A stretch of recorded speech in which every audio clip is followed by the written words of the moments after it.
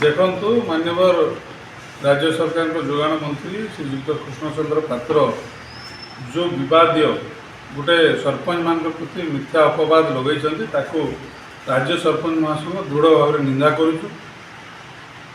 राज्य सरकार जानिबा कथा से जेहेतु जड़े वरिष्ठ मंत्री जे राज्य सरकार आज पर्यंत तांकर सरकार गठन दिन ठार आज पर्यंत गोटे हेले प्रधानमंत्री आवास देना किंतु से मिथ्या तांके बंचिबा पई तांकर दोष दुर्बलता सरपंच मान को आनिकी घोड़ौं।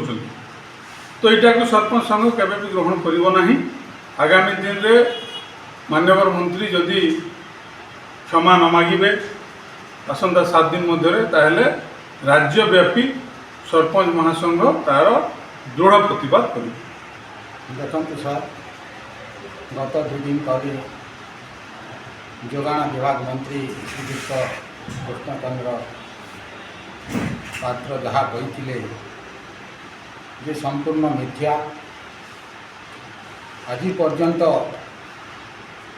ओडिशा सरकार प्रधानमंत्री आवास पंचायत मान को देना